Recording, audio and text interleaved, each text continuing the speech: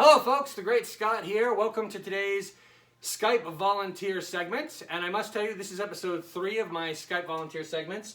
And after today's guest, there's a chance it could be all downhill from here, to be honest with you. I think it's possibly, I think this gentleman is arguably the most accomplished and biggest name that I have been able to book on these segments that I've been doing since the lockdown started. This gentleman has a acting resume longer than my arm. He is in one of the best Christian movies ever made, which is The Grace Card, in my opinion. And he's a very prolific stand-up comic who they call God's Smart Aleck. His name is Michael Joyner. Thank you for joining us today, Mr. Joyner. How are you? Great, man. Thanks for having me. Thanks. And you are coming from, I'm going to guess by the hat that you are coming to us from Kansas City. Just a thought. Kansas City, Missouri. That's right. All right. So, how long have you been inside these days? As much as my last comedy gig, was the second weekend of March, and after that, that's when they closed everything down pretty much. Yeah, I know. One thing we were talking about before we went on here is the minute the governor of this state and the president both said no large crowds, I was like, that is the very definition of an audience. You know what I mean? Yeah. How are you supposed to perform? Right. I started doing Uber Eats driving on the side back in October, and thankfully the governor is still letting restaurants deliver food, so I am just making a living on that basically right now. And to be honest with you, I don't even want to think about where I would be right now if I hadn't started doing that. Because if I hadn't started doing that, I would have no work at all. But anyway, one of the reasons I've explained this in the past is one of the reasons why I like to do these Skype volunteer segments is because magicians have an advantage over some performers in the fact that we have a talent that we can actually demonstrate to a camera by ourselves what we're doing. Now that's true to an extent. We can't really show our volunteer tricks though. It's very hard to demonstrate a volunteer trick when you're just talking to a camera. You lose that interaction. So I thought to myself, okay, while we're locked down like this, how can I demonstrate some of my volunteer tricks? Well, I've been trying to tell people that I can do shows over Skype for all those families who are locked up with their children, and I thought the best way to demonstrate that is to show me doing tricks through Skype with other people. And I thought that I would, in turn, help some other entertainers who are in the same position as me by giving them some exposure here on my channel. So in some ways, we're helping each other out here. This is a win-win for both of us. More people are going to know about you, and more people get to see some of my tricks. Now, we are going to start with today's effect, and then we are going to talk a little bit after that. Okay, now, Michael told me just before we went on here that he loves close-up magic and he loves card tricks. So you are going to love the card trick that you are going to be a part of today. First of all, I have this right here. This is a prediction envelope. And this is a prediction envelope. I got it just recently. This prediction envelope is never wrong. So for those of you who are out there wondering, well, can you tell us when this coronavirus scare is going to end with the prediction envelope? I wish. Unfortunately, we cannot, because this prediction envelope is never wrong, but there's one catch. This prediction envelope only works with card tricks. And not just any card tricks. You see, this prediction envelope only works if you do an Uno card trick. You have to use Uno in order for this to work, okay? Now, one of the reasons why I use Uno, Michael, when was the last time you met a 5-year-old who knew the difference between a club, a diamond, a heart, and a spade? I don't think I ever have. Exactly. But most of them know colors and numbers by the time they reach kindergarten. So now, this is not a complete Uno deck, which means I'm not playing with a full deck today. I was hoping you would laugh at that. It's a horrible joke, but I do it anyway. All right, what I have done is, because a regular Uno deck would be too hard for me to handle, I cut it down to about 52, and the way I did that was I removed all instructional cards. So all that's in here are numbers, okay? You can all see that they're all numbers. Michael, please confirm for me that those are all different, that they are not, there's no like repeating order or anything? Different colors and different numbers, yes. Okay, all right. Now, obviously for any card trick, what you do is you have somebody pick a card. First of all, let me warm up a little bit here. That's called the waterfall. Now, if you do it wrong, it's called 52 card pickup. There we are. Now sideways. There we are. Oh, I just lost 2 cards. 2 card pickup. Anything can happen when you're recording live, folks. Sideways. There we are. And now, if we're lucky, defying gravity and going up. There we are. And then you have the one thing that every clown or magician is famous for doing with a pack of cards, professionally known as spreading or fanning. One could argue that these are the great Scott's 2 biggest fans. Actually, those are not my biggest fans. My biggest fans would be Dave and Christine Galbraith, my parents, but that's another story for another time. All right. Now, as I was saying, when you are doing card tricks, obviously the most common way to do a card trick is somebody picks a card and then you find it. But it's kind of hard to have you, pull one of these out of here and look at it, right? So I've actually come up with a way that you can pick a card even though I'm on this side of the computer and you're on that side, okay? What I'm going to do, Michael, is I am going to riffle down this deck like so. And rather than taking a card out, you're going to tell me when to stop. Okay. Stop. Right there. Is that where you stop me? Now the problem is Yes. because I showed this right to the camera, I saw it. But what I did not see was this card. This is the spot you stopped me in. I saw this one, but I did not see this one. Okay. Right. So since I haven't seen this one, this is going to be your card. Now, Michael, can you confirm for me that I have my eyes closed? Yes. Can you see the card you stopped me on? I can see the card. Okay, memorize the color, memorize the number. Okay. Okay, I'm now going to turn this way so that I'm going to put the card this way so the camera can see it. Please confirm that I'm still facing the computer with my eyes closed. Yes, you are. Okay. I put the card back in the deck. I shuffle up this half. And now I take the other half of the deck and I shuffle it up. Did I ever look at the card you stopped me on that was face down? No, you did not, unless you have eyes on your hands. Sadly, I do not. That would be kind of an interesting thing, though, when you think about it. Eyes on your hands. Huh. Off on a rabbit trail there. Sorry. Okay, that's the way my mind works. Now, do you remember how I said that this prediction envelope only works with Uno card tricks, right? Yeah. Well, there's Yes, a I reason did. for that. Because inside of this envelope, there is always one and only gigantic Uno card. All right? Now, here's my question, Mr. Joyner. Would you be surprised if the card on this Uno card were exactly the same card that you just saw? I really would be, especially since it's a gigantic one, yes. Yes. Well, I'm going to tell you right now that this card and the card you just looked at positively do not match. Do you want to know why? All right. Because every magician and their cousin has done that trick. That's one of the oldest tricks in magic. You have a gigantic card, or you have the card hidden somewhere and it always matches. So I thought I would take this a step further. Mr. Joyner, how good were you in math class? Not too great. Okay, well this is a simple problem. You remember the card, you remember the number, you remember the color, right? Yes. Divide the number that you saw exactly in half.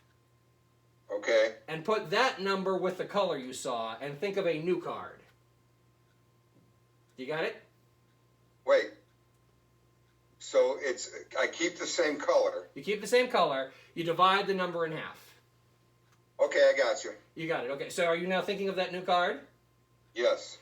Does the new card look anything like that? Yes, that's it. That would be the green 2. So you were thinking you saw the green 4, right? Yes. Now, here's the interesting thing, Michael. Here's the envelope that I pulled the card out of. Okay? And if you look in here, you'll see there's nothing else in there, right? Nothing there. Nothing else in that envelope, okay? Usually magicians are not supposed to do the same trick twice, but do you remember how I said that this is an envelope that is always right? Yes. What if I could put the card you just saw, the prediction you just saw rather, back in this envelope? You picked another card, and that worked again. Would that be amazing? That would be amazing. Okay, so we are going to do that trick one more time. Here we go. So one more time, I go like this. Please say stop again. Stop. I'm supposed to say stop again, but that's okay. All right, and that is Okay. okay. That's where you stop me, right? So same deal as before, Yes, it because I is. saw this one. We go with the one that's facing down. Confirm that my eyes are closed, please. Yes. Can you see this one? Yes. Okay, I stay facing you. My eyes are still closed. I show it to the camera. All right? Right. Okay? There's no way around me having to touch the card, unfortunately, because there's really no way you can pick it through the screen. So, okay. Now, I never looked at that one, right? Oh, you did not. Okay. So you remember the color and you remember the number, right? Yes, I do. Okay, now we're doing exactly the same trick that we did before. Please divide the number exactly in half. Keep the color. What is the new card you're thinking of? Well, if I divide it exactly in half, it would have to be 1.5. wait a minute. You know what? I'm sorry. Hold on, folks. This is a brand new trick. I forgot something in the directions, folks. Even numbers you divide, odd numbers you multiply by 2. My bad. You're supposed to multiply it by 2 and put it with the color, okay? Okay, so multiply the number by 2, put it with the color. Do you got the new card in your head? And that makes it a 6. A 6 that's yellow? Oh, yes. And this was empty just a second ago. And here's the thing. There's that... Okay, this was supposed to be empty. I guess the card from the previous trick is still in here. Wait a minute. Michael, when you divided the second card that you picked in half, what did you say it was going to be? 1.5. Also known as 1.5. Oh, that's crazy. That's great. Yeah. And the funny thing is here we have the 6 and the 1 from the trick I just did. And if you look in here, you'll notice that the green 2 from the first time around is now gone. Thank you very much. Thank you very much for being today's virtual volunteer. I appreciate that. Now, you're welcome.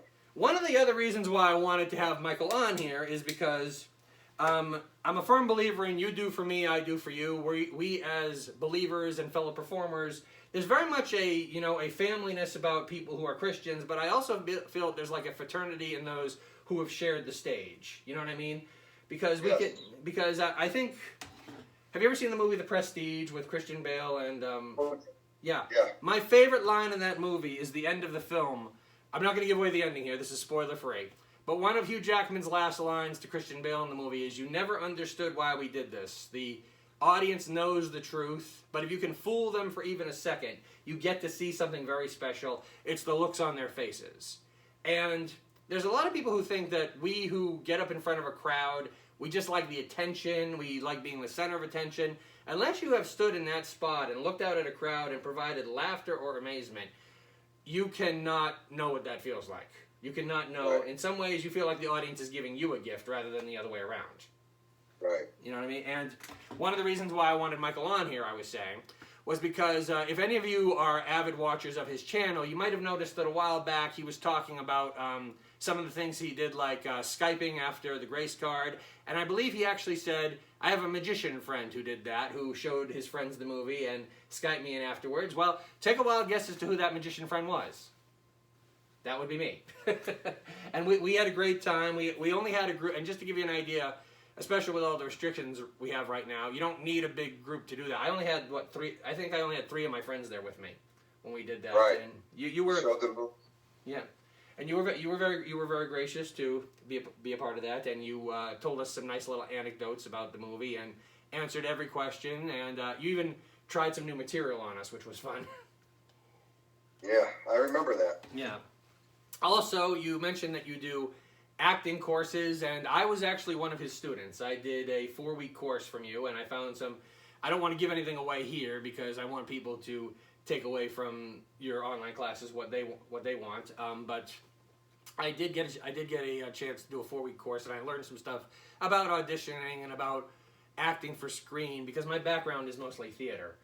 I did get a chance to learn some stuff about acting on screen that is different that I actually didn't know before, and I found that very helpful. So, Is there anything else while I have you here that you would like to tell my viewers about? No. I mean, if they want to go to michaeljoyner.com to get to know me, that's fine. You probably know this, Scott. Look for my new CD that comes out April 17th on Larry the Cable Guy's Get Her Done Records. Okay. It'll be playing all over. That'll just be playing online wherever they Spotify, whatever. Mm-hmm. CD or DVD? Well, it's actually not something. It's my new CD, but I don't have hard copies of it. They're just playing it. Comedy Dynamics, which is the biggest comedy distributor in the world, will be playing it all over wherever there's any place they can play it. Sirius XM, Spotify. All right. Well, and what's the name of it again? Shut Up and Laugh. Shut Up and Laugh. Actually, if you want to look at this as well, one of the things that Michael did, I had this with me just in case. You were a part of, I'm going to mispronounce this lady's name. What is her name? Chanda. Shonda Pierce has this DVD out that has a whole bunch. It's called Present Stand Up for Families, and you're one of the comedians they had on here. I must confess, prior to this whole pandemic hitting, I was actually quite busy as a performer, and I hadn't made time to watch this yet, but I got plenty of free time now, that's for sure. So I'll make sure to check this out pretty soon. And Michael's material is always good, so I would recommend anybody who can get their hands on this to check it out as well. There's a lot of other guys. Michael Jr. was on here. He was on a lot of the Thou Shalt Laughs that my friend Taylor Mason was on, and he's a really good comedian as well. You ever met Taylor Mason? Yeah, we've worked together several times. Yes. Actually, little shameless plug here. He's actually going to be on Facebook at 2 o'clock today. 2 o'clock. Oh, no kidding. Yeah, 2 o'clock my time. So if you guys want to check, Taylor Mason, a very funny guy, very great piano player, talented ventriloquist. He will be on Facebook at 2 o'clock today, or maybe it'll be Romeo. I think Romeo hijacked the channel and said, I'll be on here at 2 o'clock. So someone's going to be on Taylor's channel at 2 o'clock today, which is about 2 hours from when we're recording this. So that would be 2 o'clock Boston. I don't have my watch on. 2 o'clock Boston time, 1 o'clock your time. So, Michael, I want to thank you very much for your time, and thank you for making an effort to pray for all of us that are out of work performers right now. And that really means a lot. So keep it up. I will, and I'll continue to pray for you guys and myself, okay? Will do. Same here. Thank you very much, folks. Have a great day, and stay safe.